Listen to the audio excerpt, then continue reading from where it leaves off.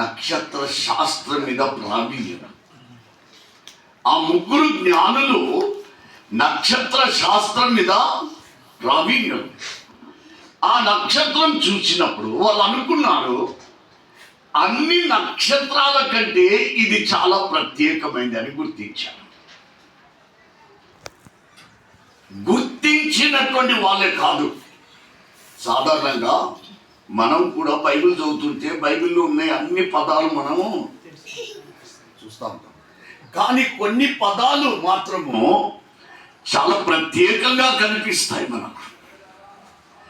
ఆ ప్రత్యేకంగా మనను, మన హృదయాలను మనతో ఎంతో సన్నిహితంగా మనను ఆదరించిందిగా, మనకి ఎంతో ధైర్యం ఇచ్చే పదాలు కొన్ని ఉంటాయి. బైబిల్లో ఉన్న పదాలన్నీ మనను తట్టవు. కొన్ని పదాలు మనను చాలా తడుతుంటాయి. ఎన్నో వచనాలు ఉన్నాయి, కానీ కొన్ని వచనాలే మనము తరచుగా దాన్ని ప్రస్తావిస్తుంటాం. ఈ జ్ఞానులు కూడా ఎన్నో నక్షత్రాలు ఉన్నాయి ఆకాశంలో, కానీ ఈ నక్షత్రాన్ని ప్రత్యేకంగా చూశారు. అలాగే దేవుని వాక్యంలో కొన్ని ప్రత్యేకమైన పదాలు నీ జీవితంలో ఆయా సందర్భాలలో నిన్ను తగ్గుతుంటాయి. ఈ జ్ఞానులు ఆ నక్షత్రం చూచినప్పుడు చూచి మౌనంగా లేరు.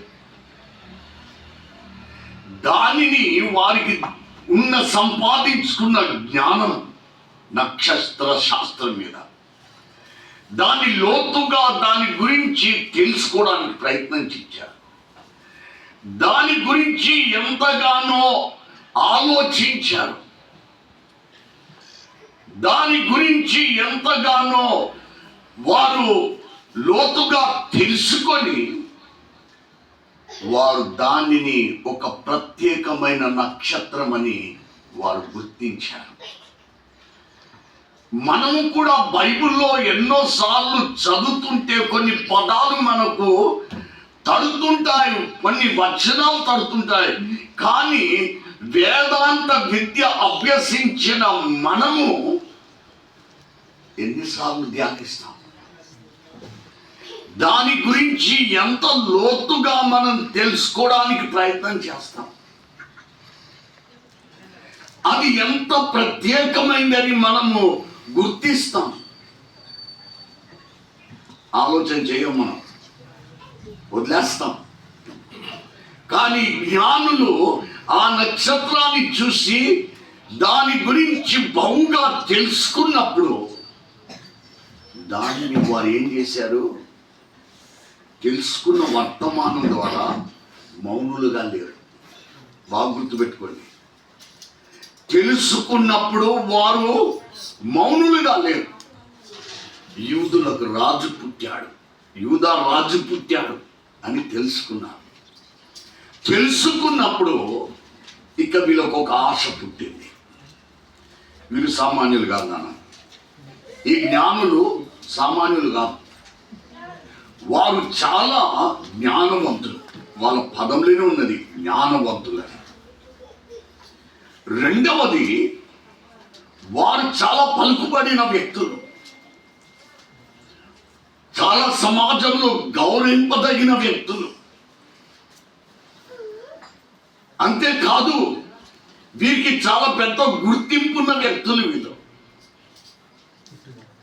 వాళ్ళు చదివే చదువు చిన్న చదువు కాదు.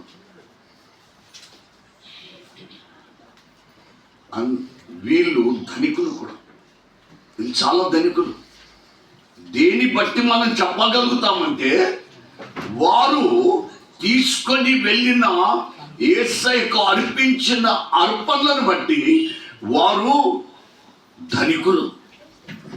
బంగారము, సాంబ్రాణి, బోలము, ఇవి చాలా విలువైనటువంటివి.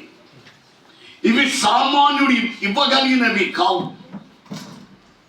అంటే ఇవి ధనికుడు తప్ప ఎవరు ఇవ్వలేరు. ఇప్పుడు చూడండి, వాళ్ళ స్థాయి ఎంతున్నా కూడా వారి జీవితంలో ఎప్పుడైతే తెలుసుకున్నారో వారు ప్రయాణం చేయడానికి పూనుకున్నారు. ఇవ్వాలి. రాజు దగ్గరికి పోతేనంట, పాతకాలంలో చెప్తారు, రాజు దగ్గరికి ఎప్పుడైనా దరిద్రుడు కూడా పోయినా, వాడు ప్రపంచంలో పిసినారులకు చైర్మన్ అయినా, వాడు ఒక కొనకపోయినా పండు వాని ఇంట్లో వెనుక తోటలో పండే ఆ పండ్లను తీసుకొని పోయి రాజు చేతిలో పెడతాడంట. అంటే రాజు దగ్గరికి పోయిన వాడు ఎవడు కూడా ఒట్టి చేతులతో పోయేవాడు ఒకడే తెలుసా? ఎవరు పోతారు తెలుసా మీకు? నేరస్తులు పోతారు. రాజు దగ్గరికి ఒట్టి చేతులతో పోయేవాడు ఎవడు అంటే నేరస్తులు. గనుక ఈ జ్ఞానులు యూదా రాజు పుట్టాడని తెలుసుకొని పోవాలనుకొని వాళ్ళు వేసుకున్న ప్రణాళికలలో ఒట్టి చేతులతో పోవద్దు. ఇక్కడికి తెలుసుకున్నాం ఏమేమి తీసుకొని పోవాలని.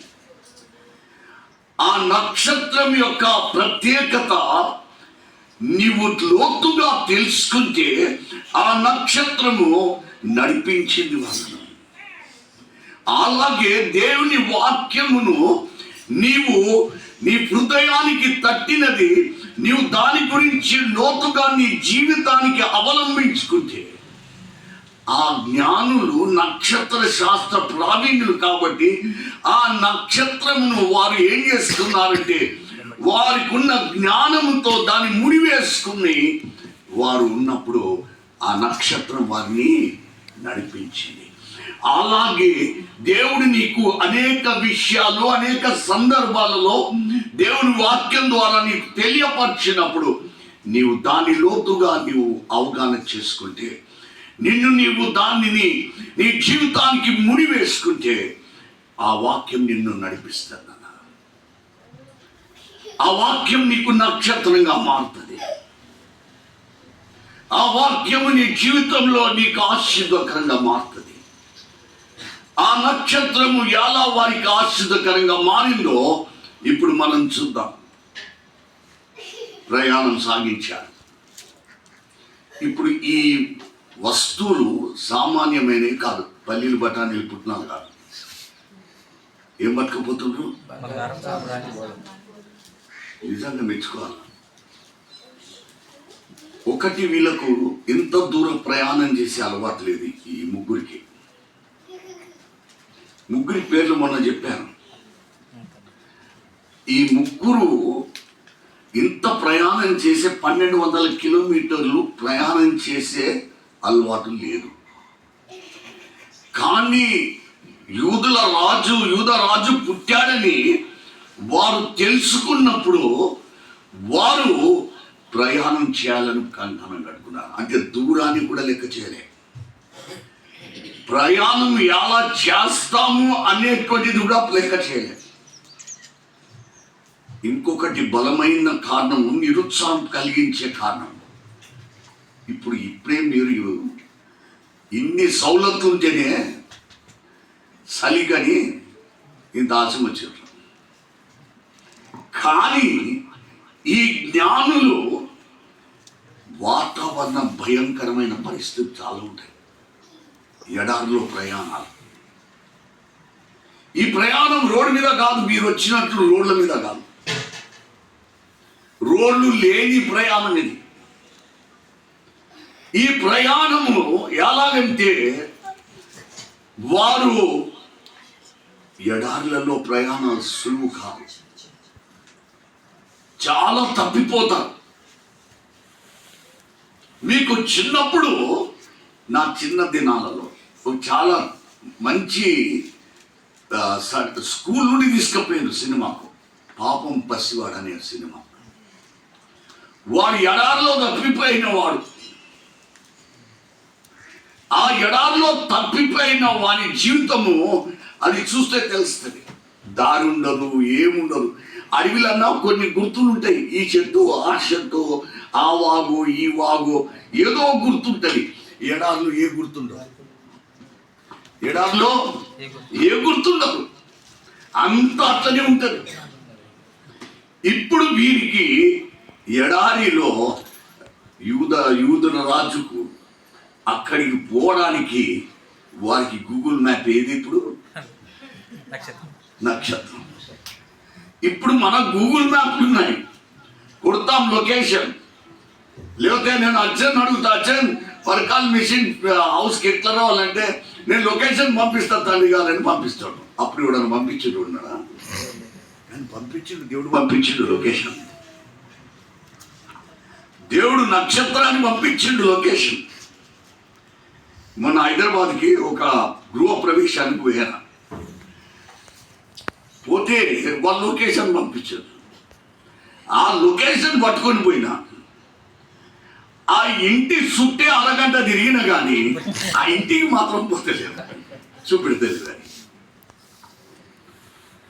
ఇంత స్మార్ట్ వరల్డ్ లో కూడా మానవుడు సృష్టించిన గూగుల్ మ్యాప్లు పనికి రావు, కొన్నిసార్లు తప్పుదారి పట్టిస్తుంది. కానీ నక్షత్రం మాత్రం తప్పుదారి పట్టియలేదు, నడిపిస్తుంది. ఈ గూగుల్ మ్యాప్ తీసుకొని పోతుంది. ఓకే, జ్ఞానులకు ఇది పట్టకపోతుంది మనం, కానీ ఏ మార్గంలో పట్టుకుపోతుంది? ఎడార్లలో 3 భయంకరమైనవి. ఒకటి వాతావరణం, రెండవది మృగ జంతువుల భయం, మూడవది దొంగల భయం. పట్టుకపోయేది ఏంటి? బంగారం, సాంబ్రాణి, పొలం. చాలా విలువైన వస్తువులు. మామూలుగా ఆనాడు దొంగలు పువ్వకే కొడతారు, ఇరుగబాది పట్టుకొని పోతారు. ఇప్పుడు ఈ విలువైన వస్తువులు పట్టుకొని పోతే ఈ జ్ఞానులు అనుకోవచ్చు, అరే ఎందుకు పట్టుకపోవాలి ఈ దొంగల భయంతో, మన ప్రాణాలకు ముప్పు వస్తుంది, ఎందుకు పట్టుకపోవాలి? అదేదో రాజును చూసి రావచ్చు కదా అనుకొని వాళ్ళు ఎలాంటి సాకులు పెట్టుకోలేరు. అంటే జ్ఞానులలో విధేయత ఉన్నది, ఈ జ్ఞానులలో త్యాగం ఉన్నది, ఈ జ్ఞానులలో ధైర్యం ఉన్నది, ఈ జ్ఞానులలో ఆసక్తి ఉన్నది. మరి అంతేకాదు, ఒక తపన, రాజును చూడాల. ఎంతమందిని మనం క్రిస్మస్ నాడు ఇన్నేళ్ళు గుడికి పోయాము, యేసుని చూడాలని ఎంతమంది వచ్చారు గుడికి? జీవితంలో యేసుని చూడాలనే తపన ఎంతమందికి కలుగుతుంది? వీళ్ళు ఎంత కష్టపడింది, అలవాటు లేని ప్రయాణం. ఈ శాస్త్రులు జ్ఞానులు ఏంటంటే ఒక దగ్గర కూర్చొని అన్ని బబులోన్లో కూర్చొని చదువుకొని వారు నక్షత్ర శాస్త్రం మీద ప్రావీణ్యులయ్యారు, తిరిగి కాదు. అలాంటివి వారి జీవితంలో ఇంత ఇదిగా చేసుకున్నప్పుడు వారి యొక్క లక్షణమును, వారిలో ఉన్నటువంటి ఆ చక్కని స్పిరిట్ని మనలో దేవా మాకు దయచేయని ప్రార్థన చేసుకోవాలి. ఇక్కడ రెండో ఫేస్ కొద్దాం. ఎక్కడ చేరిడు? సింహపు నోట్ల పెట్టిన తల. ఎవరి నోట్ల? పోయి అక్కడ పోయినప్పుడు ఆ హేరోదుతో అడిగిన ప్రశ్న చాలా భయంకరమైన ప్రశ్న. యూదులకు రాజు ఎక్కడ పుట్టాడు? యూదులకు రాజు అప్పుడు ఎవరు? హేరోదే. అరే వీళ్ళకు ఎవరనే తెలియదా? నేను నన్ను అడుగుతున్న యూదులకు రాజు పుట్టాడని. ఎందుకంటే హేరోదు తన జీవితంలో ఒకటి, నేనే ఇక శాశ్వతంగా ఈ ప్రాంతాన్ని పరిపాలించే, రాజ్యాన్ని పరిపాలించేవాడిని నేనే అనుకున్నాడు. పరిపాలించేవాడు ఒకడు వస్తాడనేది తన జీవితంలో ఎప్పుడు కూడా ఊహించలేదు. వీరు అడిగినది కూడా అడగకూడని వ్యక్తిని అడిగారు. పోయి యూదులకు రాజు ఎక్కడ పుట్టాడు? ఈ ఈ ప్రశ్న, దానికి జవాబు ఏంటి? యూద రాజులో చెలరేగింది ఒక పెద్ద అలజడి, ఆందోళన, కలవరము, కోపము, వైరము. అసలే హేరోదు రాజు ఆనాడు కాలంలో ఒక బిరుదు ఏంటంటే, వీడు మూర్ఖులకు క్రూరులకు చైర్మన్. వీడు చైర్మన్. మూర్ఖ ప్రజలకు వీడు చైర్మన్ అంటే వీడు పెద్ద మూర్ఖుడు అన్నట్టు. క్రూరుడు వీడు. మన గుళ్ళలో ఉంటారు కొందరు చైర్మన్లు ఉంటారు, దీనికి ఏరో తమ్ముళ్ళు ఉంటారు. ఈ హేరోదుకు ఇలా చెలరేగినప్పుడు వాళ్ళు అనుకున్నారు, మీ జీవితము ఆందోళన చెందింది. ఎందుకంటే నక్షత్ర శుభవార్త జ్ఞానులు అందించినప్పుడు నమ్మనందుకు, విశ్వసించినందుకు, దాన్ని లెక్క చేయనందుకు వానిలో కలిగింది ఆందోళన, భయము. వానిలో కలిగింది క్రూరత్వము, మూర్ఖత్వము. ఇవన్నీ వానిలో పుంజుకొచ్చాయి నాన్న. అంతేకాదు, అక్కడికే కాదు. రెండవది, వాడు వేషధారకుడయ్యాడు. చెప్తారా ఎందుకు వేషధారకుడయ్యాడని చెప్తున్నా?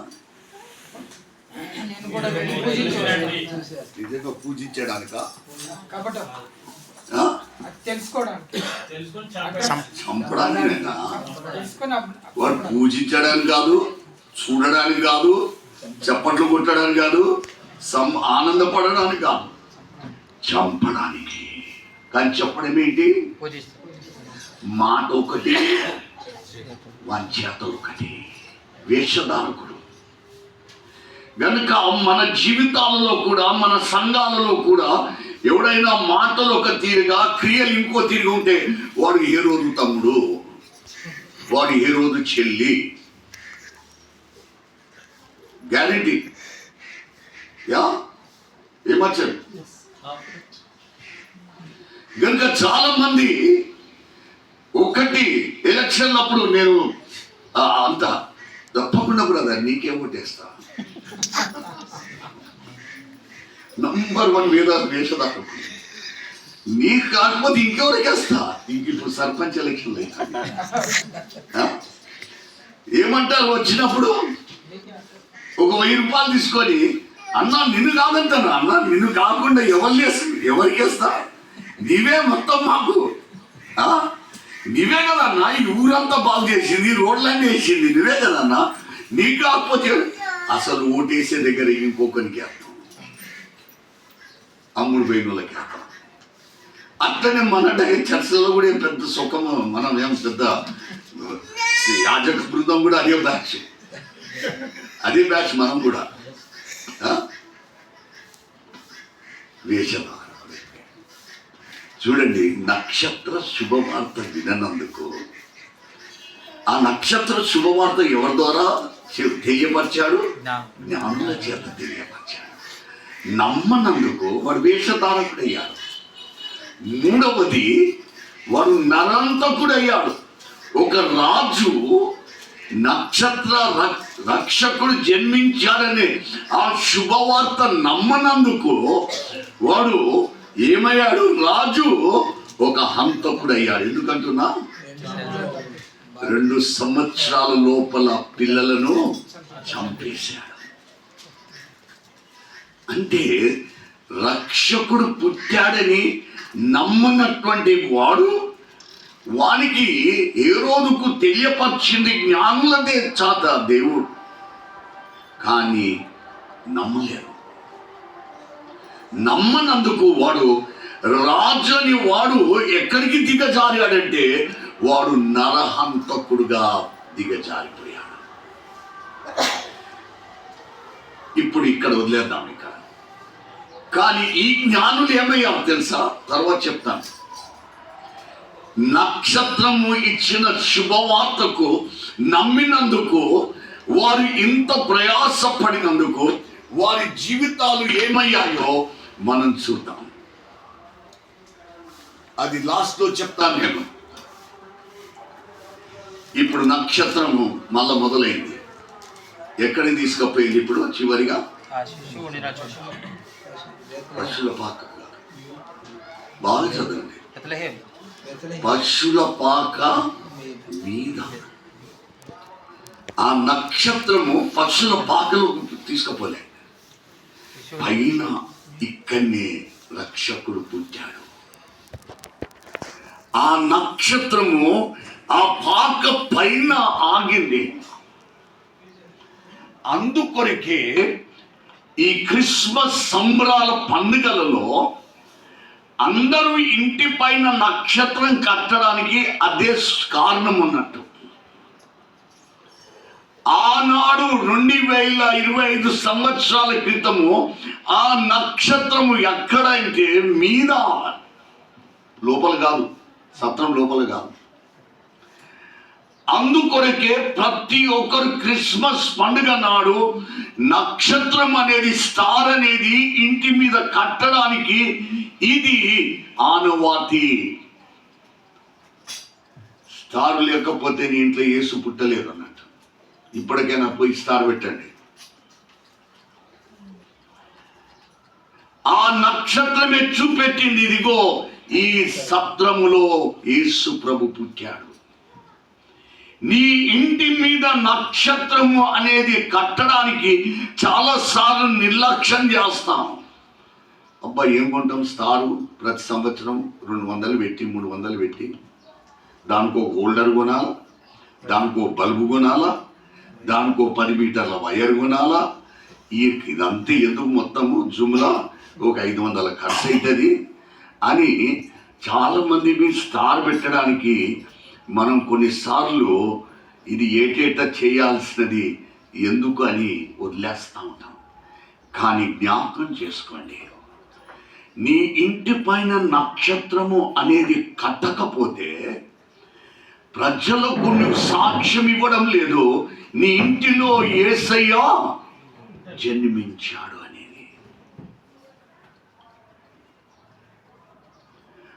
సమాజానికి ఇదొక క్రైస్తవ గృహము. ఈ గృహంలో యేసు అనే వాడు ఉన్నాడు.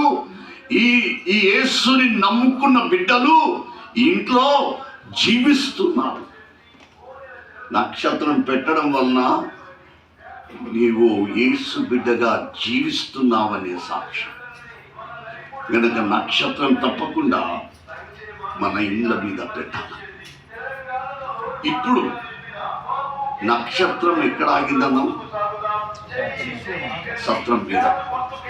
ఇప్పుడు వీళ్ళు అనుకోవాల జ్ఞానులు, యూదుల రాజు ఎక్కడ పుడతాడనేది సాంప్రదాయ ఆచార రీతిగా రాజభవనంలో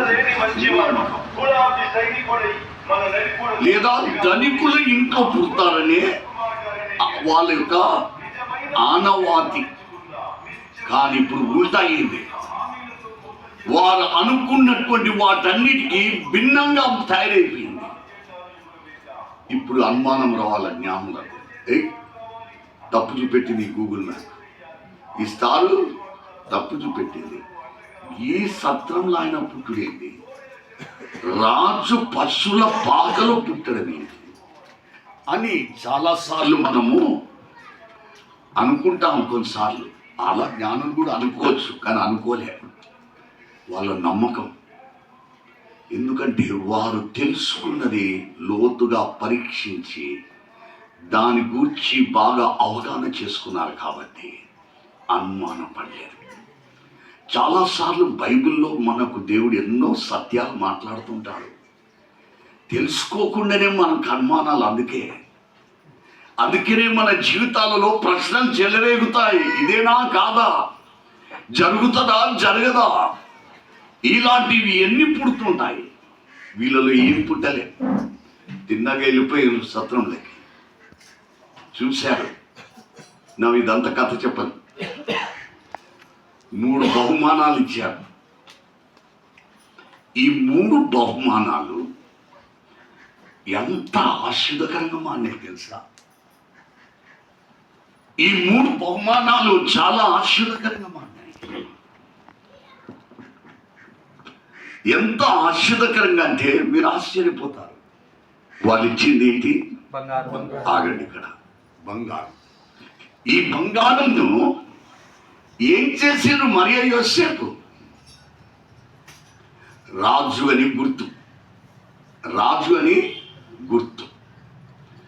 జ్ఞానులు గుర్తించారు, రాజా నువ్వు జన్మించిన నీవు రాజువయ్యా అని బంగారం ఇచ్చారు.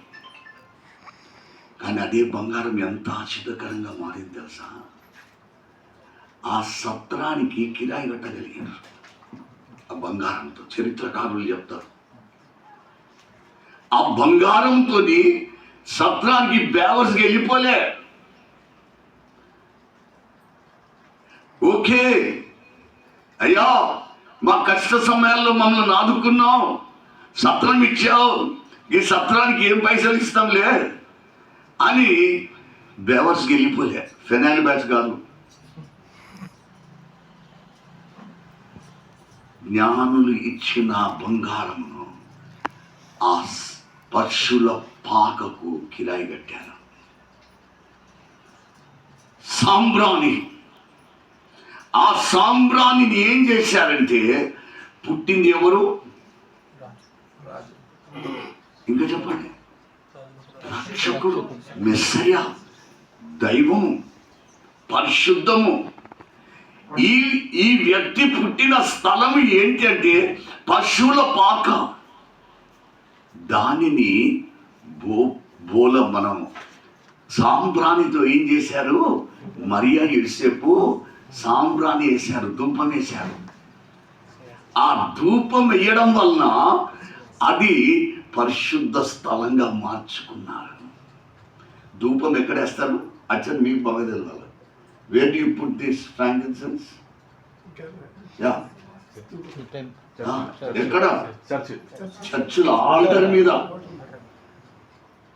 గుళ్ళ మొత్తం కాదు, ఆల్టర్ అతి పరిశుద్ధ స్థలం మీద ఆ ధూపం వేస్తుంటారు. ఇక్కడ మరియా యోసేపు ఆ జ్ఞానులు తెచ్చిన ఆ ధూపముతో, సాంబ్రాణితో ఆ స్థలమును పరిశుద్ధంగా చేసేశారు. అందుకే ఇప్పుడు ప్రపంచంలో అనేక మంది ఆ స్థలమునకు వెళ్ళి ఇప్పుడు అక్కడ దర్శించి ఆరాధిస్తారు. ఒకప్పుడు అది పశువుల పాక, కానీ మరియా యోసేపులు దాన్ని ఒక పరిశుద్ధ స్థలంగా మార్చేసారు. అంతేకాదు, ఆ ధూపంతో తల్లులను అడుగుతా, పిల్లలు పుట్టగానే ఏం చేస్తారు? సాంబ్రాణి వేస్తారు. ఎందుకు చెప్పండి? వైద్యంతో కూడింది, అది మందు, అదొక మెడిసినల్ వాల్యూ. ఇప్పుడు యేసు ప్రభు కూడా ఆ తల్లి వాళ్ళు ఇచ్చిన ఆ సాంబ్రాన్ని ఆధ్యాత్మికంగానే పరిశుద్ధమైందే కాదు, కానీ బిడ్డకు ఆరోగ్యవంతంగా అది వాడగలిగారు. విలువైన ఇచ్చారు నాన్న. మూడవది బోలం. బోలము దాచిపెట్టింది మరియా, తెలుసుకున్నది. జ్ఞానులు ఇచ్చిన ఆ బహుమానాలలో బోలం అనేది ఎప్పటి వరకు దాచిపెట్టిందంటే తన మరణం. ఇప్పుడు చివరిగా వచ్చేస్తాను, ఎందుకంటే నేను కూడా పోవాలి. ఈ జ్ఞానులు, హేరోదేమయ్యాడు?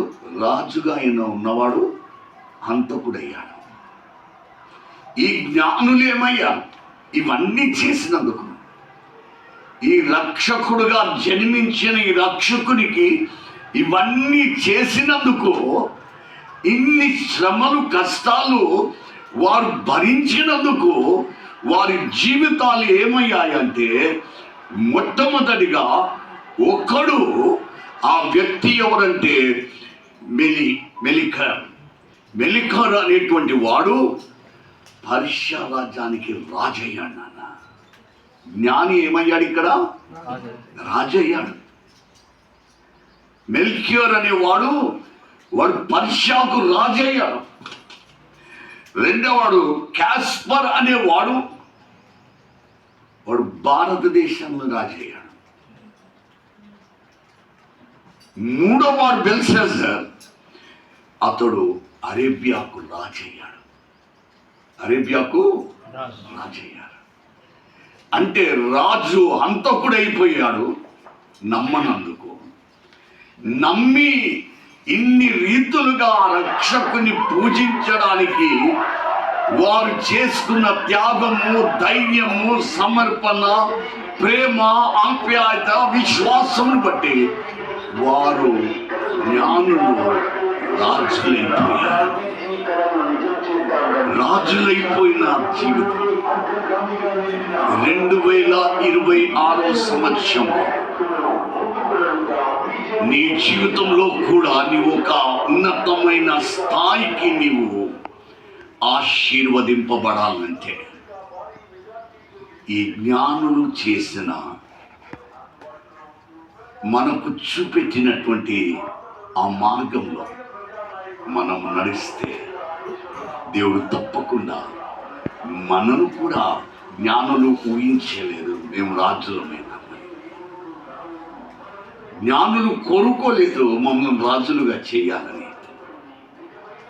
ఏది ఊహించలేదో, ఏది కోరుకోలేదో, ఏది కలలో అనుకోలేదో అలాంటివి గొప్ప కార్యాలు వారు రక్షకుడిగా జన్మించిన ఆ రక్షకుని ఎడల వారు చేసినటువంటి చూపిన సర్వము వారికి అది ఆశీర్వాదకరంగా మారింది. ఈ సంవత్సరము నీవు కూడా అలా ఆ రక్షకుని జన్మదినము జరుపుకుంటున్న మీరందరూ కూడా అలా చూపెడితే 2026 సంవత్సరంలో మీ చరిత్రనే మారిపోతుంది. మీ కుటుంబ స్థాయిలు మారిపోతాయి. ఊహించనే జరుగుతాయి. కోరుకునేటువంటి అద్భుతాలు మీ ఇంట్లో జరుగుతాయి. దేవుడు మిమ్మల్ని అందరినీ అలా దీవించును గాక.